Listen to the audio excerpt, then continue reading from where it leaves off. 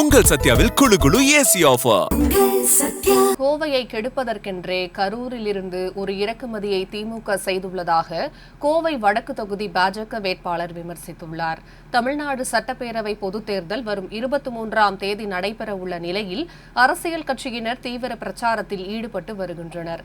இந்நிலையில் கோவை கணபதி வெற்றி விநாயகர் கோவில் பகுதியில் கோவை வடக்கு தொகுதி பாஜக வேட்பாளர் வானதி சீனிவாசன் தீவிர பிரச்சாரம் மேற்கொண்டார். புரட்சித் தலைவர் புகழ் ஓங்குக, புரட்சி தலைவி அம்மா புகழ் ஓங்குக என்று உரையை தொடங்கிய அவர், தேசிய ஜனநாயக கூட்டணி தமிழகத்தில் ஆட்சி அமைக்கப் போகிறது என்பதில் எந்த மாற்றமும் இல்லை என்று குறிப்பிட்டார். கோவை வடக்கு சட்டமன்ற தொகுதி உருவான காலத்திலிருந்து அதிமுக தொடர்ச்சியாக வெற்றி பெற்று உள்ளதாகவும் அந்த வெற்றியை தற்போது பாஜக தொடரப்போகிறது என்றும் குறிப்பிட்டார். திமுக என்ற தீய சக்தியை அழிக்க வேண்டுமென்றால் அதற்கு பலம் பொருந்திய கூட்டணி எடப்பாடி பழனிசாமியார் தலைமையில் உள்ள தேசிய ஜனநாயக கூட்டணி ஆட்சி அமைக்க வேண்டும் என்று தெரிவித்தார்.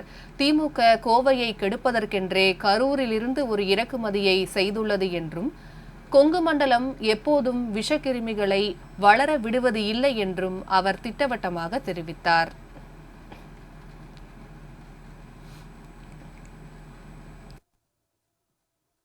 தீய சக்தி திமுகவை அழைத்தொழிக்க வேண்டும் என்றால் அதற்கு பலம் பொருந்திய கூட்டணி, ஒரே கூட்டணி அண்ணன் எடப்பாடி பழனிசாமி அவர்கள் தலைமையில் உள்ள இந்த தேசிய ஜனநாயக கூட்டணி மட்டுமே.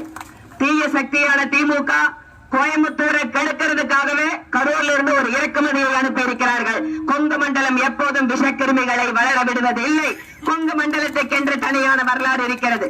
ஆக கடந்த முறை போலவே இந்த முறையும் 10க்கு 10 என்று கொங்கு மண்டல தளபதி திரு SP வேலுமணி அவர்களுடைய தலைமையை மீண்டும் இந்த மக்கள் அடையாளம் காட்டுவார்கள், நிரூபித்து காட்டுவார்கள் என கூறி ஒவ்வொரு வீட்டிற்கும் சென்று ஏன் திமுக வீட்டுக்கு அனுப்பப்பட வேண்டும், ஏன் திரு ஸ்டாலின் அவர்கள் ஆட்சி அழிக்கப்பட வேண்டும் என்று ஒவ்வொரு வீட்டுக்கும் நாம் பிரச்சாரம் செய்ய வேண்டும். குறிப்பாக பெண்களுடைய பாதுகாப்பு, இன்று குழந்தைகள் கையில் புழங்கிக் கொண்டிருக்கக்கூடிய போதைப் பொருள், இதை பற்றி முக்கியமாக ஒவ்வொரு வீட்டிற்கும் நாம் எடுத்து செல்வோம். நிச்சயமாக வடக்கு சட்டமன்ற தொகுதி தேசிய ஜனநாயக கூட்டணி வெற்றி பெறப் போகிறது. உங்கள் அத்தனை பேருடைய ஆதரவால் அனைவருக்கும் நன்றி.